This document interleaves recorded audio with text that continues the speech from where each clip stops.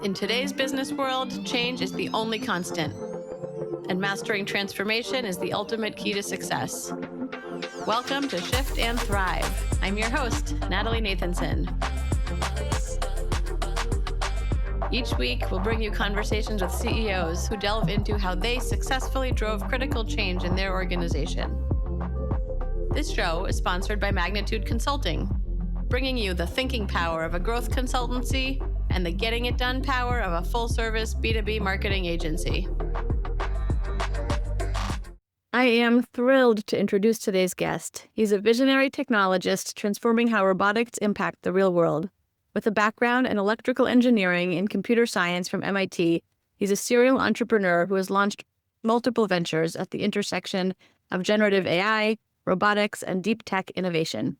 In 2018, he joined forces with fellow MIT alums to tackle one of the toughest problems in logistics, building robots that can unload trucks autonomously. This company recently closed a $50 million Series B round and is scaling rapidly. He is the co-founder and CEO of the Pickle robot company, among his other ventures. AJ Meyer, welcome to the show. Natalie, thanks so much for having me. It's great to be here. It's great to have you. And, from what I know, you've led a fascinating journey, really from building, deep tech business with former classmates and leading this company at the start of what seems now to be a major commercial leap. I know you've taken Pickle from, R&D to a functioning product that's getting great feedback and scaling and all of that. And I know, like any startup, getting to where you are wasn't necessarily straightforward. No. And you'd previously mentioned having a pretty dramatic shift in how your organization runs engineering and development. So can you start by walking us through that transformation and what prompted the shift? Well, sure. Look, so in many ways, I've only ever had one job. I went to MIT with an idea that I'd start a robot company when I graduated. And Pickle Robots spun off of the company that I started when I graduated called Leaf Labs. And I spent that entire first, from undergrad through 10 years out of school, focused on deep tech R&D, which is a very uncertain type of development. You never know when things are going to get done, when the breakthrough will arrive. They call it the Eureka's Gate problem sometime in the business literature. And so it's hard to plan around. And we've invented a lot of these tools of like Agile methodology for how to run the business. And it's what everybody does. And it's what we did. And at some point into Pickle's journey, when we were, $20 million in, but that was, an insane amount of money to me at the time. And it was as big as we had ever gotten. And we had this real problem where we were only making 2 or 3 weeks of actual progress for every 4 weeks of time. And you run that movie forward and it's pretty clear you're going to crash and burn if that's what's happening. You need to be able to plan better. And I just called everyone I knew, like VPs at Google and old clients and advisors and whoever, and said, what am I doing wrong? And everybody said nothing. They said it's hard. Deep tech is hard. Bringing new products to market is hard. You just need to, assume everything takes twice as long as you want. I wasn't satisfied with that. And I eventually did find a mentor who had many, many years at Apple in the hardware organization who taught me a new way. And we reorganized kind of the entire company around throwing Agile out the window and recognizing that it was important to develop the muscle of being able to meet commitments that might be 18 months or 2 years away.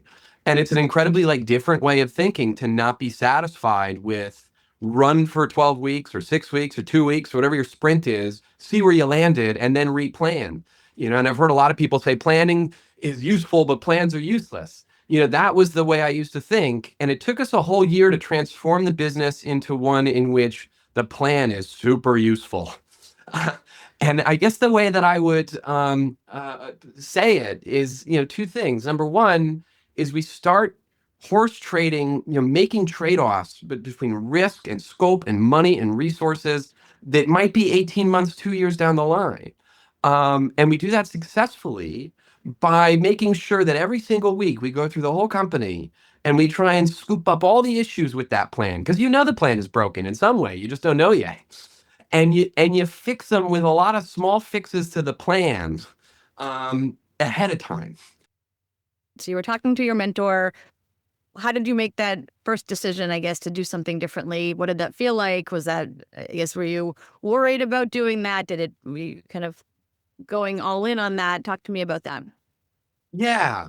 So I had a good opportunity at some point in like the 2015 era to had a very important leadership position in a project called Project Aura, which was this modular smartphone that Google was trying to bring to market.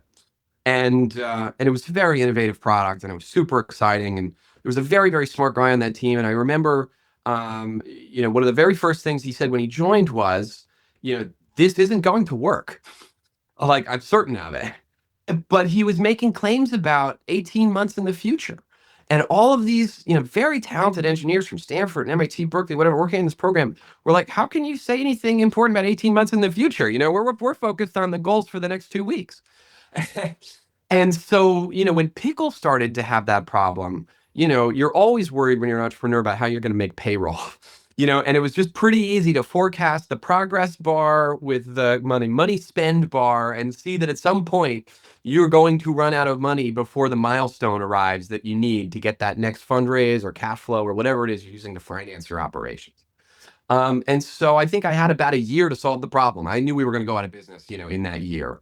And I realized it in August. And I just called everyone. I just started making calls like, what do I do? What do I do? What do I do? And I must have spoken to 2 dozen people before remembering remembering Greg, which is his name, and calling him up. And he said, show me your roadmap. And so I showed him, and anyone in the technology, management space is going to have this object called a roadmap, and it's this kind of wish list of what features we want to bring to market to our customers over time.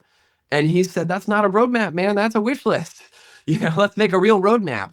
And then I kind of learned for the very first time this after literally 15 years of developing technology in large organizations and ambitious programs and large budgets. For the very first time, I started to learn the discipline of like program management and actually, running an organization that is trying to apply money to problems whose solutions aren't known yet, right? Which is a unique kind of a thing. There are businesses that have market risk. I don't know if I can sell this, but I'm sure I can build it. There are businesses that have technology risk, but not, or product risk, but not market risk. I'm not sure I can make this, but if I could, I can sell the crap out of it, a golden goose or something. Pickle Robot is definitely of that second type, and I do not recommend anybody attempt to start a business with both types. You know? And you can make meaningful decisions about the far future. And if you have a hardware component in your business, as we do, we're mostly a software company, but we have a hardware component. We have a factory. You have to make supply chain decisions months in advance. So at some point, building this muscle of like hitting and meeting commitments in the far future is one you need to build. And I don't know that anyone else had ever told me before that it's possible to do that and innovate at the same time. And it absolutely is. And that was a massive lesson. Yeah, yeah, that sounds like a really great insight. I'm thinking too, just how that translates to other parts of the business, and I really like your line about it's a wish list, not a roadmap, because I do think like take a startup. I see it a lot on the go to market side. The go to market presentations, go to market strategy for investors are not always very grounded in reality, right? They No, might assume everyone has the hockey stick growth, all sales reps that are hired are fully productive in month one. All the marketing kind of activities do exactly what they're supposed to do. And I think some of that is kind of the wish list, not the roadmap grounded in reality. And absolutely. yeah, yeah, I think there are four types of go-to-market strategies. There are ones that carry a ton of product or marketing risk. You don't know you can sell it, but you know you can bring it to market. There are ones where you don't know you can make it, but you know you can sell it. There are ones where you can make it and you can sell it, which that never happens. That's called winning the lottery. And then there are ones where you don't know if you can make it or sell it, and those are really bad ideas. You shouldn't pursue those. So Pickle was of that kind of, if we can build it, man, the demand is there. And we focused all our energy on trying to innovate the solution. And you can be just as successful going down the other road, and iterating quickly on what you're building, but until you find something you can really sell. I wonder how that was for yeah. you. I mean, did you ever think of it in those terms? Yeah, I mean, in starting my business, I came from the in-house marketing side, trying to find agencies and marketing consultancies to do what I needed and what would support the business, and I couldn't quite find the right solution out there. So similarly, not the same kind of hardware and infrastructure. startup costs, but starting with a problem and then looking at what is kind of a different way to design the solution. So going in very much with kind of that idea on what the vision was to do things differently.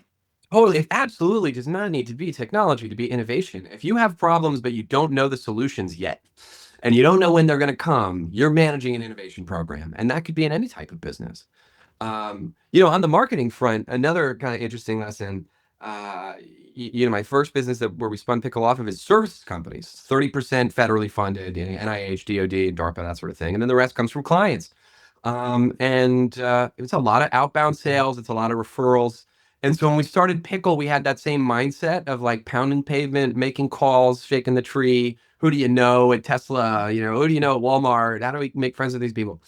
And there was another almost death moment that was worse and earlier, because at that point we had 3 months of cash, and it's a bunch of engineers because it's really hard to make this stuff, and we didn't really have any salespeople. We had me, we didn't have any marketing people. We had never done a press release, but again, we were going to die, and so we leaked a press release that explained what we were about, unloading trucks, a video of the prototype doing its thing.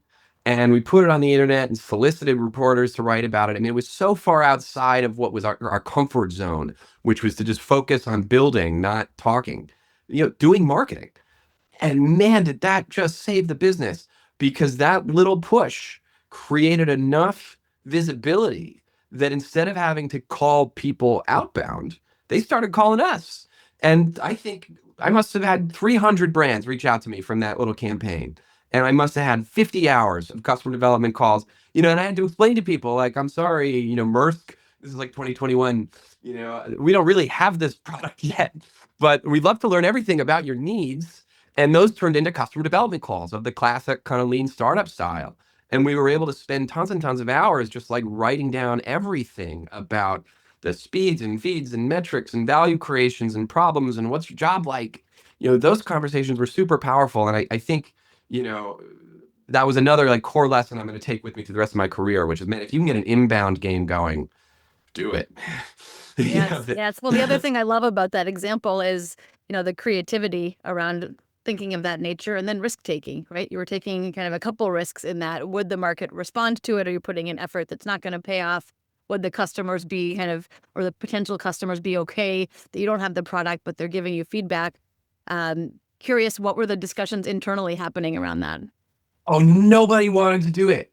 Like, write a press release and put out marketing materials. Are you kidding? Like, what they wanted to do was continue to make the robot so good it would sell itself. And that's how engineers think. And at some point, I think everybody on the technology side, anyway, if they're coming from that direction, learns that there's more to a business than technology. Sales and marketing, and your relationship with customers is just as important. Operations are just as important. There's so much more to it than product and engineering. And you learn that lesson the hard way, I think, if you come from tech. And one benefit was that we met all these customers. Now I think we've met over 1,000 brands, and they kept track of us. And I think part of what's exciting about Pickle today is that I don't need to answer the phone anymore with, "I'm sorry, Mr. Customer, we don't have it, but stay tuned and let me ask you some customer development calls." Instead, I say, "It's nice to talk to you again. We listened to you a few years ago and really understood your problem, and the product today solves it. Why don't we take a closer look?" And that's what's been driving sales at Pickle. That's fantastic. I want to come back to this area. You talked about starting with the problem, and then presumably that kind of led to at least your initial use case. Was kind of the use case that you set out to solve what in fact ended up happening? Kind of where you're focused? Did that evolve? And if so, kind of how? Yeah, great question. I think um, very little has changed about the product strategy since day one. A lot has changed about the technology landscape. A lot has changed about our understanding of customers. And a lot has changed about our skills of how you run the business and run this kind of program and put this much capital to work. It is not inexpensive to solve multi-billion-dollar problems, right? Especially with robots. And so deploying capital efficiently has been a real growth area for us. So the original product strategy, we had an unusual advantage. I call it a second mover advantage. we were already 10 years away from our having been in school. And so there was nobody who was in a rush to like try and commercialize a PhD thesis. Like, I have this technology, let's go find problems that it maps to. We had also done a lot of client work. We had spent tens of millions of dollars developing deep technologies for our clients in the government. And so we understood how hard this could be. And so when and the third thing that was true is that in 2018, you already had businesses starting to apply technology from the machine learning community coming off of self-driving cars. So neural networks and autonomy, what we now call physical AI, and applying it to what we can now call robotic grasping, which is robots that move around and use their hands and try and do these manual jobs. And so we spoke to them all. Companies that had kind of come up through logistics or other sectors and tried to get a view on why no one had built a very successful business yet in this space and when we thought it would be. And so actually we started with the question of what problem should we solve in this domain, as opposed to how do we sell our algorithm or something like that. And it took a year. So it was basically a research project inside of my first company to look at agriculture and manufacturing and construction and food prep and whatever else to find the Goldilocks problem. And we found it in trailer load and unload. And so that was the original bet. And the only thing that went wrong is I think it took us a couple years longer to get it, to customer success and scaling value into the supply chain than we thought. But other than that, we brought the product to market that we wanted to, for sure. Yeah, yeah, fantastic. I'd love to shift gears a bit, AJ, and delve a bit into kind of you as a leader. So can you talk a bit about, what's shaped your leadership style and how do you describe your leadership style? There's no job description for the CEO, especially a founder CEO, because the company ends up growing around you. And I think that, and your partners, right? You need great partners to get anywhere in this world. And I've got some awesome partners, and Ariana and Dan, Jamie and Jess and Martia, all these people who are just absolutely essential to getting us where we are today. And, a company's either going to grow under you or over you. And I always used to like say, even before Pickle, because my first company makes its payroll out of revenue and then it pays its dividends, right? It's not a startup anymore. And I always used to say the company's exactly as big and profitable as the one I know how to run. And so well, how skilled are you? Look at the company, right? There's some luck to it, obviously, but your growth as a leader is the same in many ways as your growth as a company. And you really don't want the company to grow over you. I wanted one job for my whole life, and I'm trying really hard not to get fired. I started in 2009. What about you? When did you get started? Started in 2012, so a few years after. I love what you say about, right, the company is only as good as you know how to lead it or whatever you're kind of ready to lead at the time. I would say that's definitely been my experience, and it's a moving target, right? It's not just your company's growing and needs different things of you. The market around you is changing, and right now with Gen AI and automation and kind of on my side, like on the go-to-market side, is requiring different skill sets, different things as a leader, different kind of change management. So I've definitely experienced that myself. I'm curious what's changed the most maybe about your leadership. What changes have you made explicitly? Yeah. Oh, I made tons of changes. I think maybe to just put it simply, I've gotten a lot more clear about what my job is over time. When you start, you only have one job, which is don't die. And that might mean, trying to make cold calls, or it might mean plunging toilets in the office, which I have certainly done. Yeah. And just don't die. And over time, you get smarter about where you want to invest your time. And I invest my time in 4 areas, and I'm very clear about them. The first area is product vision. What are we building and why? What is the product strategy? Where's it all going? And making sure everyone's aligned to it. And one of the best things that people tell me when they come and interview at Pickle or something, or they meet us, is they say, a lot of your people tell me the same answers to the same questions, which is remarkable. So everybody's aligned to the same vision. So important, because if you have really smart people, one guy's pulling left and one girl's pulling right, the whole thing goes nowhere, even though they're both working really hard and they're really smart. So you have to align people to a vision. The second thing is recruiting, right? And that's just like who's on the bus is like one of the most important decisions you get to make as a leader. You can't hire everybody. I think between my companies now, I have something like 140 people that work for me. I don't know them all anymore. So you got to train your people in building recruiting. And one of my mentors and core investors for many, many years, Shannon Fisher, once told me, your recruiting pipeline is the first piece of software you will ever write in your startup company. It's not truly software, but it is a structured process that you need to invent that turns, people out in the world into successful, thriving staff members and team members of your company. And we were really inspired by Patty McCord on how to recruit over at Netflix, which brings me to my third point, which is managing culture. I never used to think about managing culture. I just thought about bringing in the best people I could find. And Patty McCord really taught me, not in person, unfortunately. I'm not important enough for that, but through her books and through her work at Netflix with Reed, um, that you can align a team to a culture, and if you do it early enough, it can be very intentional. And Pickle has a very clear set of values. Starting with customer need over technology, being in the trenches, creative conflict. We can check down the list, but we manage against them, and we can talk more about that because it's super important. And then the fourth job that I have is to figure out. So where I told you plans are useful at Pickle and we make them, but they are broken.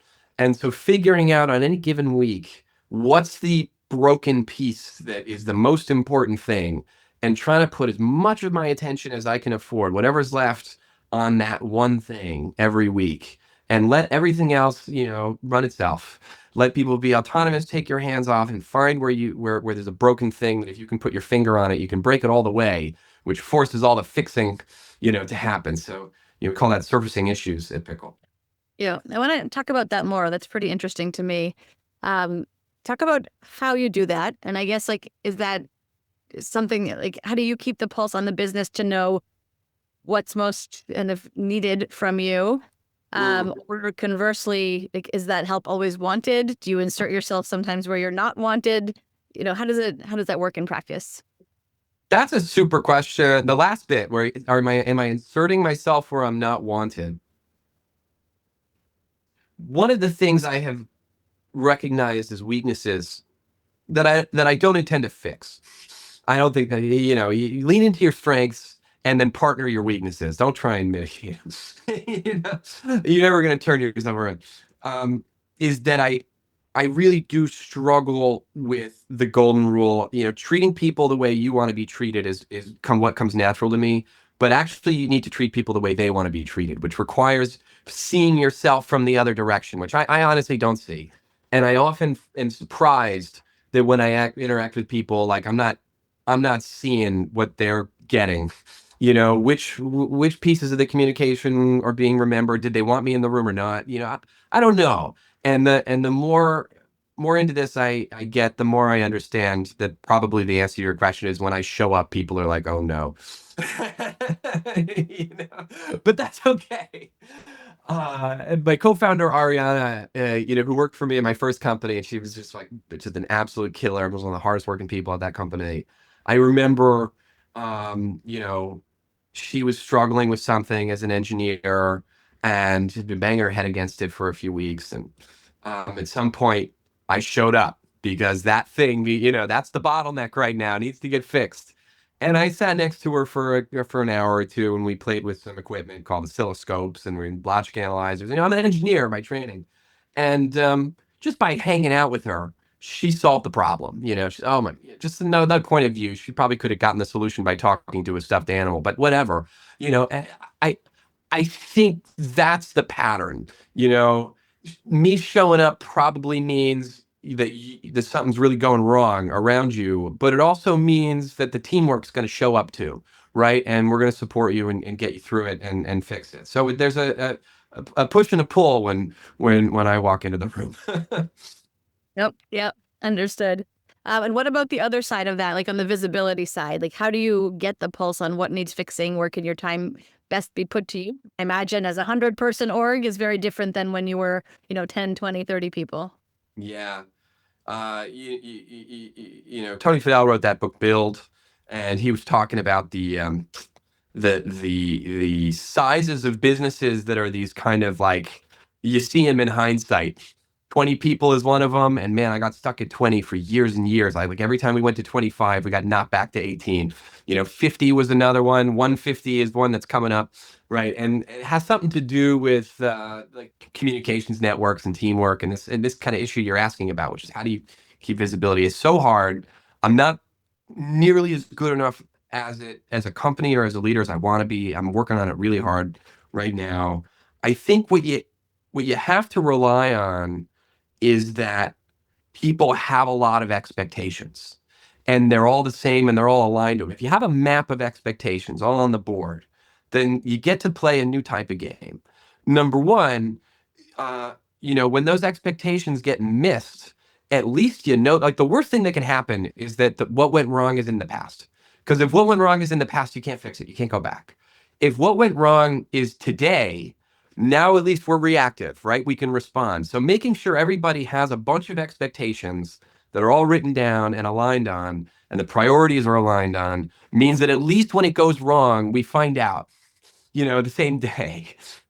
The best thing you can do is to try and find out in advance that it's going wrong. So if those expectations are about the future, if you can get detailed about the future, then you can get people in the organization starting to say, I see that on this map, something specific is supposed to happen. I'll give you an example from real life. A fence, a metal fence is supposed to arrive from a supplier on a certain date. That's not going to come up in an executive meeting. That's so detailed. But if there's some guy in the org who has that in his mind, that fence is supposed to arrive, and he knows it's not, that's not going to happen for some reason because the supplier gave him a delay or whatever.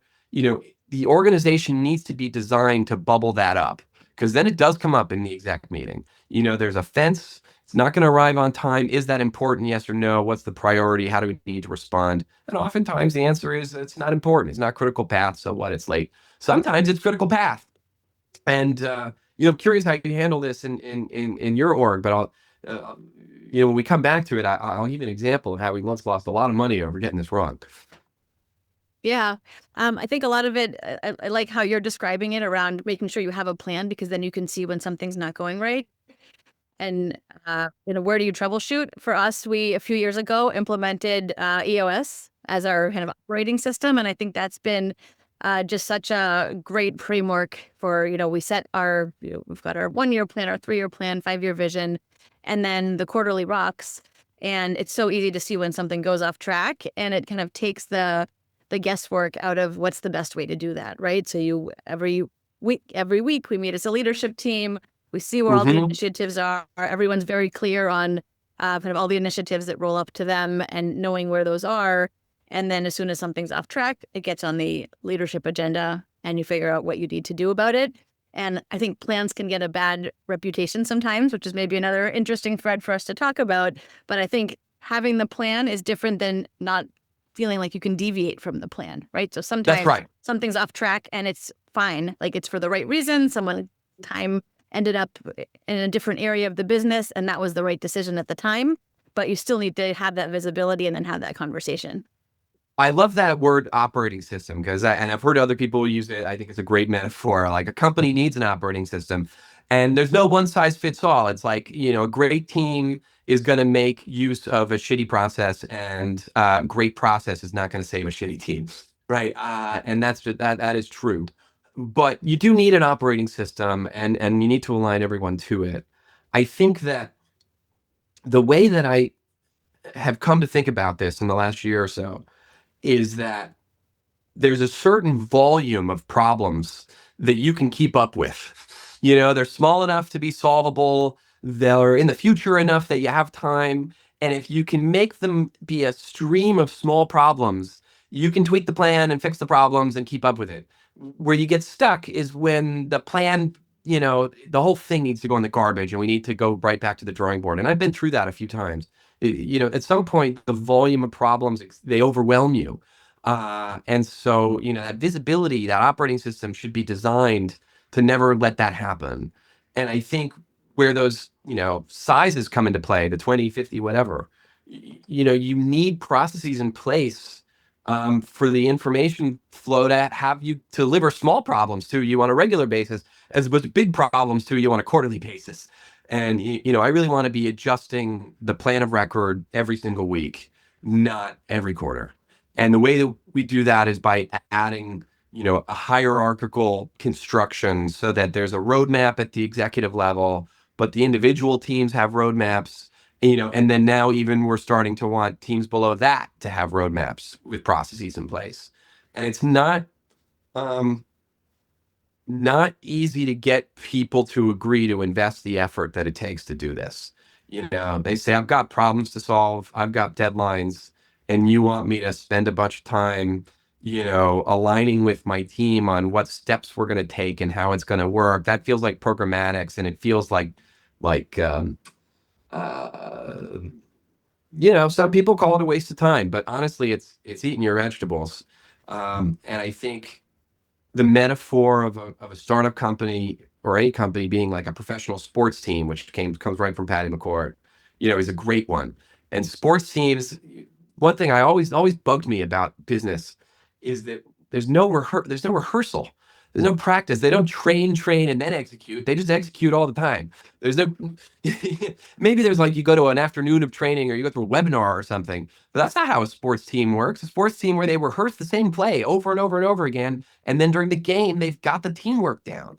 And so if you don't have a list of plays in your playbook that you're doing over and over and over again, you're not going to get any teamwork. And so it's really important to make space for writing down the plays. Well said. I want to come back to the topic of your go-to-market. And I know for a robotics company, especially one rooted in kind of early emerging tech, designing the right go-to-market can really be make or break. Can you talk a bit about how you designed that approach and how have you made it work kind of in a market where, frankly, like many startups struggle? Yeah. So we spun out of a services company. So I knew everything about running a services company. The margins associated with billing for hours and the sales cycle, the outbound sales, and it's not what we wanted. We wanted to start a product company. And the greatest product company in the world, in my view, is Apple. And the Pickle robot company is a play on words, the Apple Computer Company, which is how they were incorporated. They're not a computing company or technology, whatever. I mean, they sold computers. That's what they did. So we're going to sell robots, you know. And pickle is not only fun to say, but it also picks things up, right? So what does that mean? And the industry is geared towards buying automation, and people get confused about robots, automation. Automation is a services business. Client calls you, you call them, whatever, and they say, I've got a process, manufacturing process, logistics process, whatever. I want to automate it. And then an automation company will design you using labor hours, some kind of system to automate it.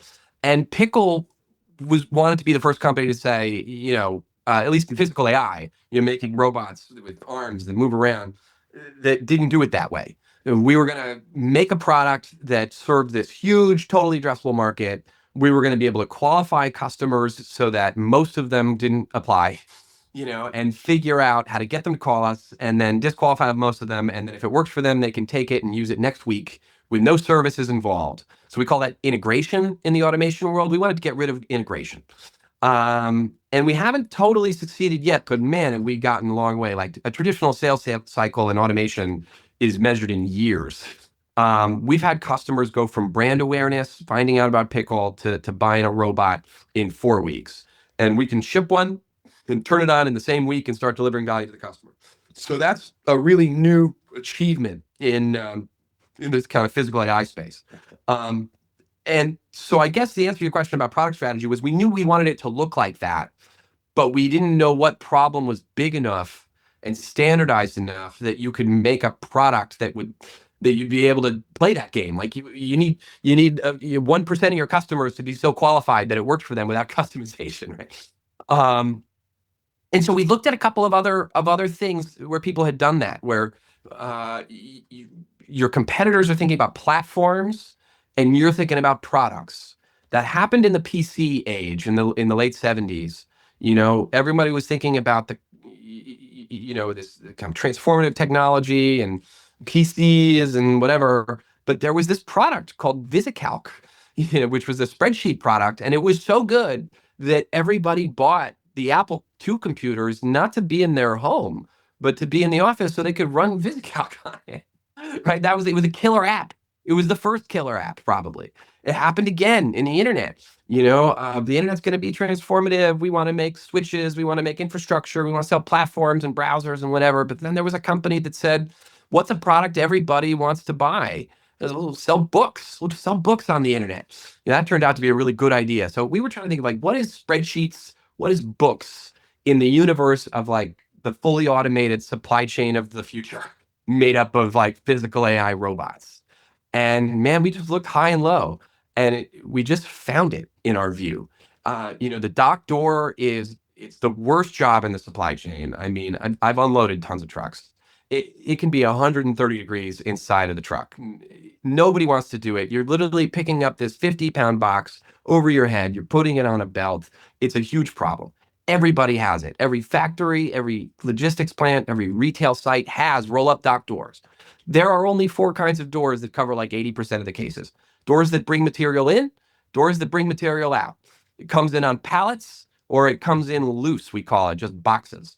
And so we figured, with two products, one that moves pallets and one that moves boxes, you could serve every door in the world if that's where you focused your energy.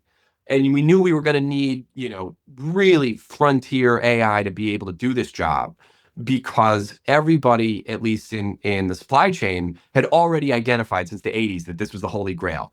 And there were so many dead bodies, and if you're a big company like UPS or Walmart or something, like you've automated almost everything except the doors, and the reason could only be that it was impossible, with 2010 technology, with 2000 technology. And so our bet was that with 2025 technology, it could be done. And if you bring to bear self-driving car investments in neural networks and machine learning to this problem, we could solve it. And solving it means not just unloading a truck, but doing it in a way that it doesn't affect the rest of the building. Because there are thousands of buildings that are already operational. And if you want to sell your product in a week, it better be able to deploy to one of those buildings. And the way that automation traditionally works is that you're designing a new building from scratch. They call that greenfield. And so you can unload a truck however you can do it, and then they design the rest of the building around that. And so we wanted to have that fast sales cycle by slotting into the existing process. It was incredibly difficult. And that was fundamentally the product strategy bet. And I think over time, our conviction has only grown because what we found is that some of the other successful physical AI businesses, they're starting to see customer success. Companies like Ambi that focuses on palletizing, another really hard problem.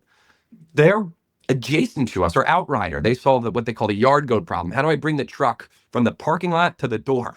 Well, so just think about this for a minute. The truck's in the parking lot. A company like Outrider, one of their competitors, is going to autonomously drive it to the door. Pickle's going to autonomously unload it. Ambi's going to autonomously stack it on a pallet. And then, Third Wave or ArcBest is going to autonomously load it onto a truck. And then that's going to go back out to the parking lot with another yard goat. This to me is a ChatGPT moment for robotics. Like you have now taken a fully manual process and turned it into a fully automated process using a completely new approach to automation, which we call physical AI. But it's this approach where you're stitching products together, not designing like custom, conveyance equipment that takes years to design and deploy and only works in kind of greenfield and serves large customers. Really interesting the way you're discussing it, and I'm kind of hearing the ecosystem, right? So it's not just you and kind of that one spot in the process, but companies that come before you in that process, the companies that come after you. And I'm curious to ask a little bit about kind of the customer, and presumably this is still somewhat early adopters. So like, who is buying? How do they find you, or you find them, right? How do you find each other? And then is it the ones that have likely already invested in one of these kind of adjacent products? Are you trying to be that first one that they buy and then they kind of move into other elements? Talk to me about that profile. Yeah, because that's a super question. I'm a big ecosystems guy. I think that, the supply chain costs about $50 trillion to run. All of its bottlenecks are labor.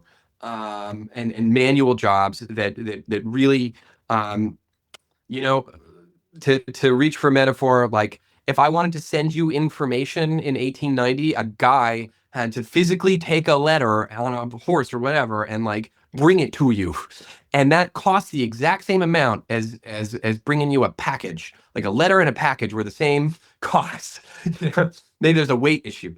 Now with the internet, the marginal cost of sending information is so close to zero, we don't even meter it. Like on this call right now, like no one's caring about how much information we're spending by transmitting it. And the reason is there's no manual steps. To get the bits from me to you, there's no manual steps. However, there is an army of people that run this network, right? It is not like we eliminated a bunch of jobs. We created a whole new thing by automating this network. Same thing is coming to the supply chain. We are going to be able to move toothbrushes, from the raw materials through the factory to the warehouse to your door on e-commerce with no one touching it. The marginal costs are going to go to zero, and there will be an army of people supervising, managing, and developing this network. Network is the key idea. So like ecosystems are so important. Who's on this network, right? It's not just me, right? There's upstream, there's downstream, there's customers. So really important to have that ecosystems view. And I think too many of my peers have this platform view of like, I want to be Google of robotics right now by selling a foundation model or something. And it's too early for that. We're looking for VisiCalc. We're looking for books online, and that requires being a part of an industry and teaming up and stitching things together and picking a lane. And everyone who's seeing customer success has picked the lane. Back to your question, and I'm sorry I rambled, but like it only started happening in March of this year. There's a big trade show that used to be about selling racking and forklifts and pallets, and now it's all about robots. And it's called ProMat in even years and Modex in odd years. And it's a huge show, and every robotics company, and Boston Dynamics and Pickle and all these guys are Agility makes humanoids, they're all there. That's where we all do business and battle. And that's where all the customers are too. And man, Pickle is great at those shows. I mean, it's huge crowds in front of the booth because we're solving the holy grail. Loading, unloading trucks is the holy grail. Everybody in that show has trucks that need loading and unloading. And it started happening that customers were coming up to me and saying, what do you recommend? We're happy with the unloader. What do you recommend downstream for moving the pallets around or for palletizing? And so I started going around to the other vendors, the ones that I liked, and all. It's a pretty small community of these physical AI startups, all the CEOs that push out or whatever. And it's remarkable to me how quickly the entire ecosystem just split in two. There's a group that really wants to work together and stitch it all together and be upstream and downstream. I'm in these customers, I'll trade you for those customers. Let's get our things talking to each other. And there's another group that says, the pot of gold at the end of the rainbow for physical AI is, it's the next multi-trillion-dollar company, and that's such a shiny object. I refuse to talk to anyone that might have a bead on becoming that, right? And that's it. So there's a group that doesn't coordinate and collaborate, and there's a group that does. And the ones that are collaborating are starting to deliver customer success. And sometimes it's us making a recommendation to a customer. Sometimes it's customers making recommendations to us. And I think I'll land that point by just saying that in this physical AI space, like cars do not drive themselves commercially yet. That doesn't work. Waymo loses money. The inspection drones lose money. The robots that unload trucks, my business loses money. Like it's very, very hard to find customer success. And I just have my ears up. And we generated it. Customers said, I liked it. I want to buy more. I want to scale up with you. That's just like in the last year, major milestone for the whole industry. So when a customer tells me I bought one, I like it, and I buy another, man, do I want to be friends with that CEO, right? And there's a very small number of companies that are doing that, and we're all trying to figure out how to play well together and establish what is the landscape of this emerging industry. And it is an emerging industry, the automated supply chain, physical AI. Yeah. It reminds me too of just thinking of the abundance mindset, which is how I operate as well. There's tons of innovation, tons of opportunity to go around. What you said earlier about pick a lane, know what you do well and kind of partner and kind of build that ecosystem around you. And I think that applies kind of to emerging businesses. It applies in competitive environments, products firms, services firms. So I think it's just really smart. And So you're an Ezra Klein fan. yes, I am. I am too. Yeah. And I think this abundance mindset is so powerful and has nothing to do with, well, not nothing, but it's not something I think about at work all day. But when I come home, I think about it a lot. Here in Cambridge, for example, this remarkable young city councilor named Burn Aziz just passed upzoning citywide. So now you can actually build housing. And my family background was in real estate development, and so I grew up around construction sites.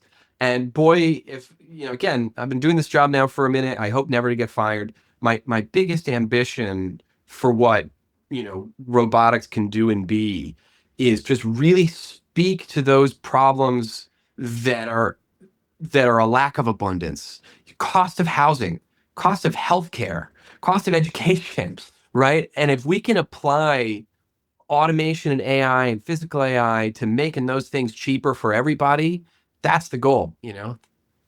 For sure. For sure. I know we only have a few minutes left, so I'd love to maybe end on a more introspective note. We talked a little bit earlier about your leadership, knowing what you know now, all the experiences that you've had. If you were sitting in a room with your younger self as you were just getting started, is there, one thing you would tell yourself? Oh boy. I would tell myself two things, I think. Well, three things. The first is the most money that you're going to make in your 30s is making robots that unload trucks. And man, my younger self would have laughed in his face and said, not humanoid robots, because I thought for sure that's what it would be, right? He just would have laughed. Unbelievable. He also would have been pissed. He said, your 30s? What happened to 22? Yeah. What took so long? Yeah, exactly. The second thing I would have told him is, sales and marketing are first order problems in a business, even a technology business, even if your dreams are AI robots, sales and marketing and product strategy, because it's about the team inside your company and the team outside your company, which is your customers. Like if you don't know your customers inside and out, you do not have a business. And I hear some of these younger founders, some of them with huge businesses, with lots of money, saying things like, "My product's going to work, my humanoid or whatever is going to work in factories and homes." Well, shit, which is it? Like those are two totally different customers. Like, you need to be laser focused on understanding your customers, and that's all about sales and marketing. Um, and the third thing I would have said, because my ego, one fun thing about going to MIT is, you show up thinking you're the smartest guy in the room and you find out on the first day that you are not, right? We all have this like shared trauma, except the one guy who is, and he's one of my very close friends. But this is very good. Like your ego comes down quickly. You cannot do this alone. Like you need great partners, and mentors. I used to think of investors as checks. That's a huge mistake. It is absolutely your life's work to develop a set of partners you can count on and a team you can build on and a network you can build. I mean, there's just nothing important ever got done by one person. Thank you. Well, that's a fantastic place to wrap. Really resonates with me. And can you please let listeners know if they want to reach you or the company, what's the best way to get in touch? Yeah. Well, I'm always happy to get emails. I'm aj@picklerobot.com. I get so many, so I can't promise I respond to them all, but I try and at least read through them. And then sometimes I have a team that helps me like surface the ones up to me. So please reach out to me via that means. I'm not a big social media user, but yeah, that's the way. Thank you. Thank you. I really appreciate everything that you shared in this conversation, not just about what you built, though that's been fascinating to hear about, but really all the thoughtfulness you've put to your own leadership throughout your journey. Yeah, well, thanks so much for having me, and this was a super fun conversation. And to the extent that I had anything interesting to say, I just need to thank all the people that taught me this stuff. I tried to name them as we were going. One person I didn't name was my dad. And boy, do I call him like every week with something or other. That's amazing. That's amazing. Well, thank you so much, AJ. And thank you, too, to everybody listening. I know I loved hearing so much of what AJ shared. Of course, the importance of sales and marketing and finding the best customer segments and focusing on the value. That was, of course, music to my ears. Knowing you can't do this alone, whether it's business partners, the ecosystem. AJ had some great things to say about that and how the CEO sets such an important tone for the company and for their own development. So if today's episode gave you any valuable insights, and I am sure that it did, please share this with someone. We know that sharing these kinds of insights and information help us all grow as leaders and help us drive successful innovation and transformation in our organizations. Thanks again, AJ. And this has been another amazing conversation on Shift and Thrive. See you all next time. That's a wrap for this week's episode. For show notes and more, visit shiftandthrivepodcast.com. A special thank you to our sponsor, Magnitude Consulting, bringing you the thinking power of a growth consultancy and the getting it done power of a full-service marketing agency to help B2B companies fuel their growth. For more information on Magnitude and to get your complimentary transformation readiness assessment, visit magnitudeconsulting.com/getready. Thank you so much for listening. We'll see you next week.